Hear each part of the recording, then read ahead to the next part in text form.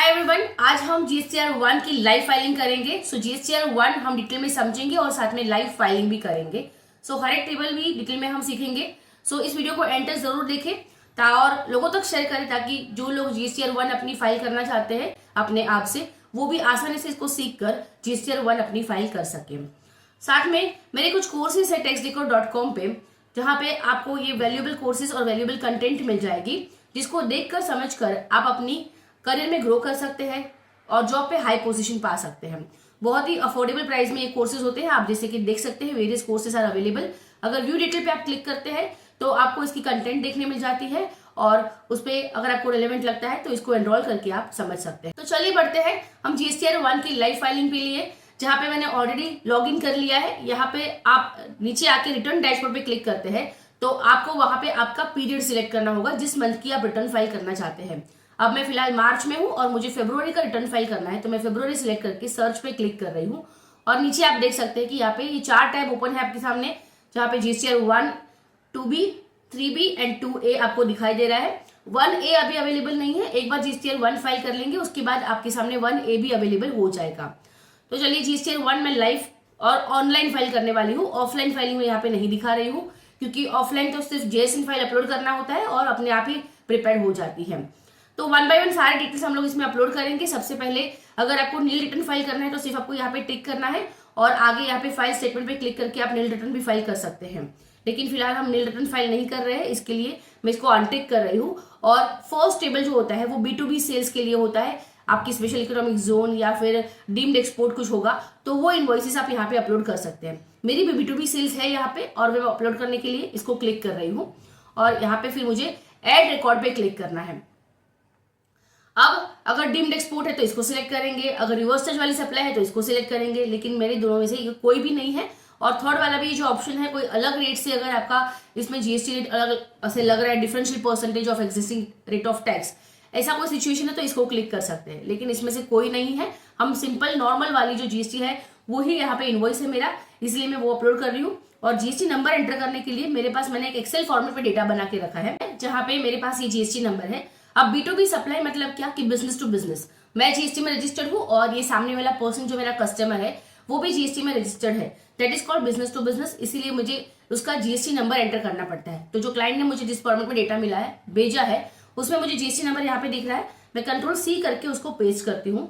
मैंने Ctrl+C करके Ctrl+V किया, यहाँ पे उसका नाम ऑटोमेटिक मुझे रिफ्लेक्ट हो रहा है। अगर मैं चाहूँ तो इसको ऐड टू मास्टर कर सकती हूँ, लेकिन मैं फिलहाल नहीं कर रही हूँ। अब इनवॉइस नंबर भी मुझे उसी एक्सेल शीट से मिल जाएगी। ये उनका इनवॉइस नंबर है 01/Feb 25 राइट। फिर उसकी इनवॉइस डेट देख लेती हूँ।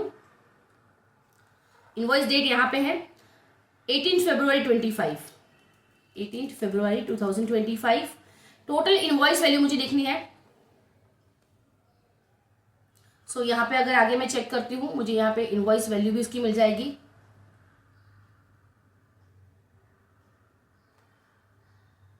It is 1500। ये महाराष्ट्र का ही है, मुझे जीएसटी नंबर से पता चल रहा है राइट, 27 है, इसीलिए महाराष्ट्र अपने आप सिलेक्ट हो गया है प्लेस ऑफ सप्लाई।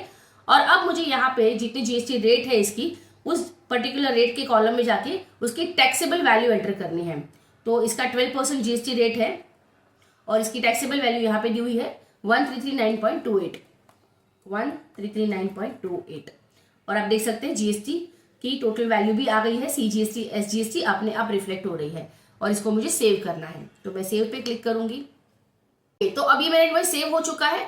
अब आप देखेंगे कि अगर आपको इसी पर्सन के, इसी कस्टमर के और भी इनवॉइसेस यहाँ पे ऐड करने हैं तो नीचे आप इनवॉइस नंबर और बाकी सारी डिटेल ऐड करके डाल सकते हैं। अदरवाइज आपको किसी और कस्टमर की डिटेल ऐड करनी है तो उसके लिए आपको बैक करना होगा। यहाँ पे फिर आपको फिर से ऐड रिकॉर्ड पे क्लिक करना है और फिर दूसरे जीएसटी नंबर डाल के आपको इसी तरह से अपनी डिटेल्स अपलोड करनी है। लेकिन मेरे पास क्योंकि यहाँ पे B2B सप्लाई की सिर्फ एक ही इनवॉइस है, मैंने इस तरह से एंटर किया है। अगर इनवॉइस इसमें ही आप वापस ऐड करना चाहते हैं, समझिए आपने आज इसमें इनवॉइस अपलोड कर दी और बाकी सारी इनवॉइस अभी अपलोड करना बाकी है इसी कस्टमर की, जो आप कल या परसों अपलोड करने वाले हैं, तो इस पेज पे आके आपको सिर्फ ऐड इनवॉइस पे क्लिक करना है और फिर आपको जीएसटी नंबर बार बार एंटर करना नहीं पड़ेगा, आपको सिर्फ इनवॉइस की डिटेल अपलोड करनी होगी। ठीक है, तो फिलहाल मेरे पास क्योंकि एक ही B2B इनवॉइस है, मैं इसको बैक कर रही हूँ और यहाँ पे अगर आप चेक करेंगे आपको दिख जाएगा कि मुझे B2B सप्लाईज में सिर्फ एक इनवॉइस मैंने अपलोड किया है और ग्रीन कलर का राइट मार्क है, मतलब कि ये प्रोसेस हो चुका है करेक्टली, इसमें कोई एरर नहीं है।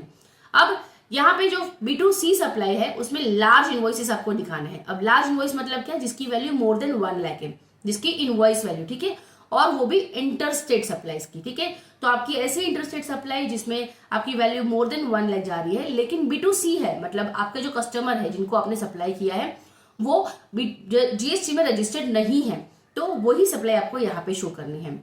यहाँ पे आपको एक्सपोर्ट की इनवॉइस शो करने हैं, तो अगर आप एक्सपोर्ट के बिजनेस में हो तो आपको इसमें डिटेल्स अपलोड करनी होगी।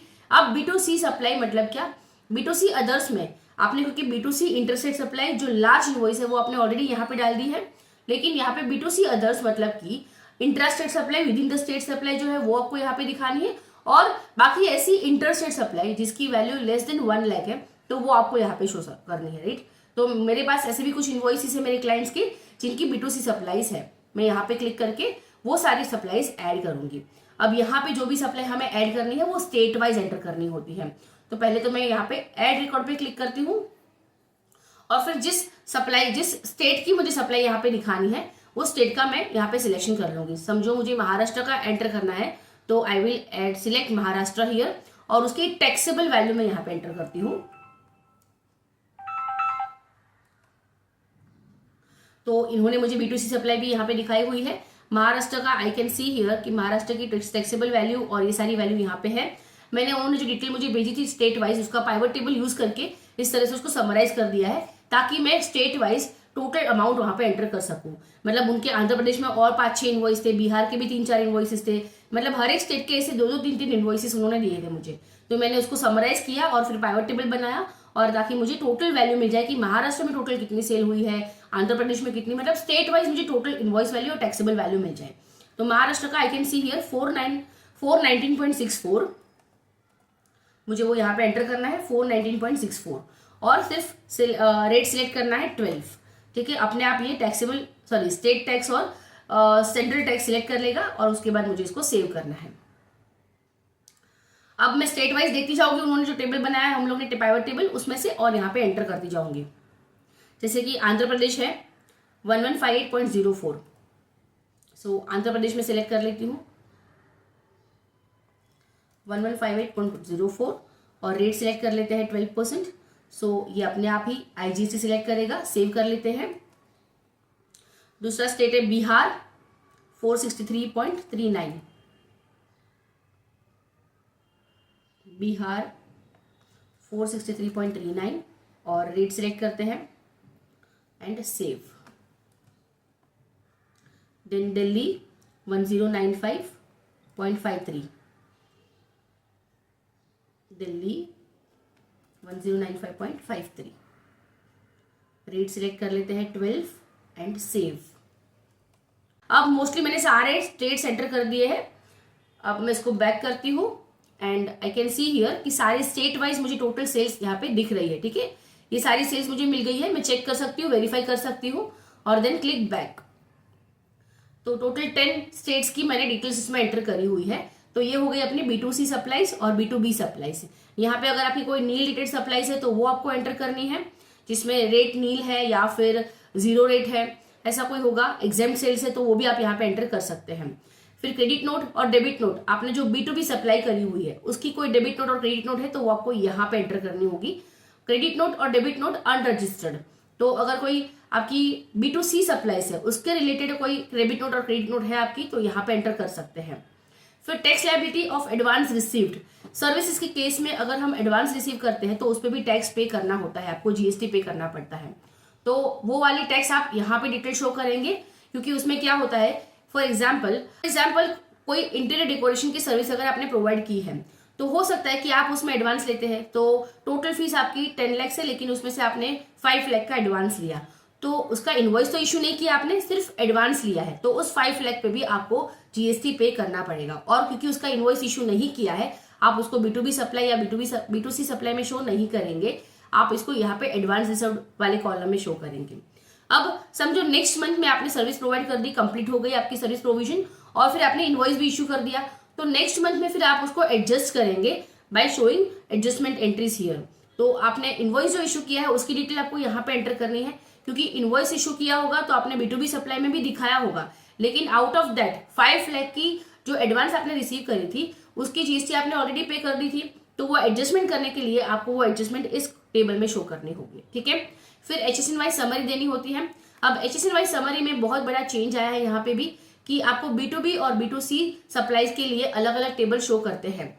अब यहाँ पे अगर आपकी टर्नओवर अप टू 5 करोड़ है तो आपको B2B सप्लाई की कंपलसरी HSN वाइज समरी देनी है, लेकिन अगर आपकी सप्लाई अबव 5 करोड़ है तो फिर आपको B2B और B2C दोनों की देनी पड़ेगी।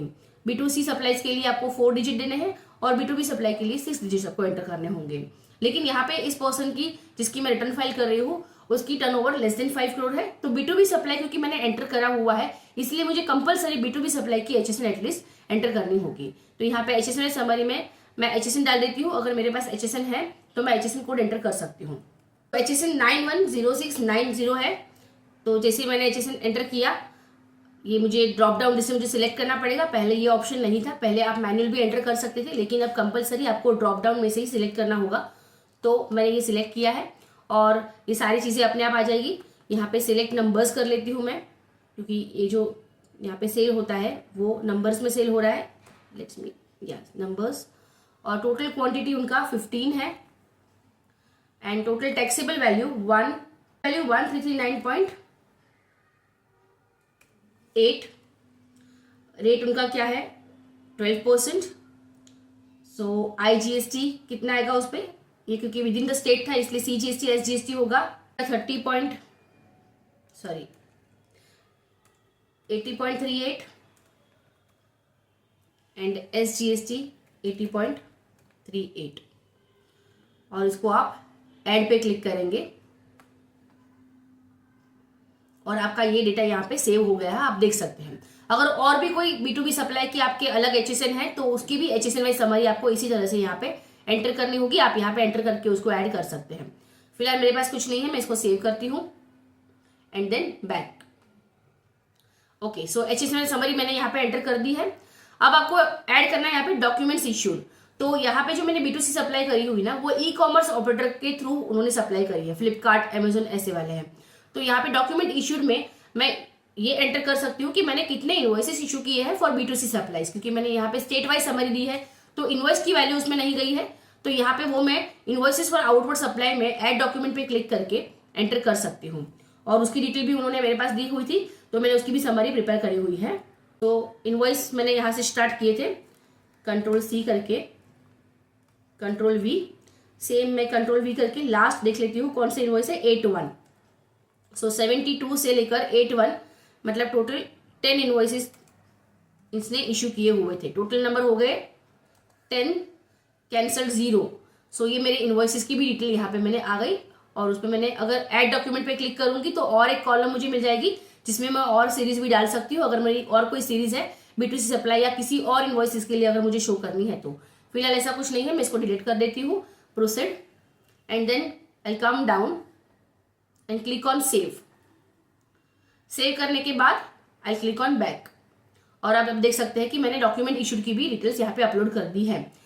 Then next table is supply made through e-commerce operator. तो उसमें आपको यहाँ पे एंटर करना है अगर आप सेक्शन 9(5) वाले ई-कॉमर्स ऑपरेटर के थ्रू अगर कुछ सप्लाई देते हैं, जैसे कि ओला उबर के थ्रू अगर आपने सप्लाई करी है, जोमेटो के थ्रू सप्लाई करी है, अर्बन क्लैब के थ्रू, तो ये जो सारे सप्लाईज है उनको यहाँ पे रिपोर्टिंग करनी होती है। और सप्लाई अंडर सेक्शन 9(5) तो ये जो ई-कॉमर्स ऑपरेटर है जिनको मैंने आपको बताया अभी, जैसे कि ओला उबर है, जोमेटो स्विगी है, अर्बन क्लैब है, तो उनके थ्रू वो लोग ही यहाँ पे रिपोर्टिंग करते हैं। तो ऐसे ई-कॉमर्स ऑपरेटर यहाँ पे रिपोर्टिंग करेंगे।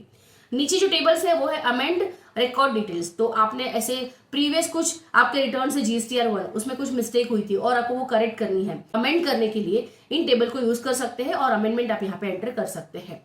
ठीक है, नेक्स्ट है ई इनवॉइस डाउनलोड हिस्ट्री। अगर आपको ई इनवॉइस एप्लीकेबल है, आप ई इनवॉइस जनरेट करते हैं और उसकी हिस्ट्री डाउनलोड करनी है तो आप यहाँ पे क्लिक करके डाउनलोड कर सकते हैं। This is how we prepare GSTR 1। अब GSTR 1 प्रिपेयर होने के बाद आपको जनरेट समरी पे क्लिक करना है। आप डेटा एक बार वेरीफाई कीजिए पहले और उसके बाद जनरेट समरी पे क्लिक कीजिए। फिर आपको ये पूरा यहाँ पे लेके आएगा ऊपर तक, तो ये रिफ्रेश का बटन है वो क्लिक कीजिए आप, और नीचे आके आप देखेंगे कि प्रोसीड टू फाइल का आपको ऑप्शन मिलता है, आप उस पर क्लिक करेंगे। आपके सामने सबसे पहले समरी जनरेट हो जाएगी। आप ये पूरी समरी चेक कर सकती है। आप देखेंगे रिसिपिएंट वाइज समरी आपको यहाँ पे मिल जाती है देखने, क्योंकि आपकी B2B सप्लाई आपने एंटर करी हुई थी, इसलिए आपको ये इनवॉइस यहाँ पे शो करेगा। उसके नीचे आप अगर B2C सप्लाई चेक करते हैं तो B2C सप्लाई की भी डिटेल आपको यहाँ पे देखने मिल जाएगी। टेबल नंबर 7 में आपने एंटर करी हुई है, राइट, B2C सप्लाई। तो स्टेट वाइज आपको पूरी सप्लाई आपको यहाँ पे शो हो रही है। सो इसी तरह से आपने कोई और भी अगर डिटेल एंटर करी है तो वो आप यहाँ पे समरी देख सकते हैं। लास्ट में आपको यहाँ पे टोटल मिल जाएगा। देखिए आपने HSN वाइज समरी भी एंटर करी हुई थी, where it is. So HSN wise summary आपको यहाँ पे शो कर रही है, और जो डॉक्यूमेंट्स भी आपने इश्यू किए हैं वो भी यहाँ पे आपको दिख रहे हैं। टोटल 10 डॉक्यूमेंट्स आपने दिखाए हुए हैं, document issued, document cancel 0, right. So ये सारी डिटेल्स आपको समरी में शो करती है, और फिर आपको यहाँ से अगर डाउनलोड करना है तो डाउनलोड समरी पे क्लिक कर सकते हैं, या फिर डाउनलोड नहीं भी करना है तो फाइल स्टेटमेंट पे क्लिक करके आप फाइल कर सकते हैं। यहाँ पे आपको फिर सिलेक्ट करके और थोड़े सीनरी सिलेक्ट करना है और फाइल विथ EVC करना है। आपको OTP आएगा, OTP एंटर कीजिए।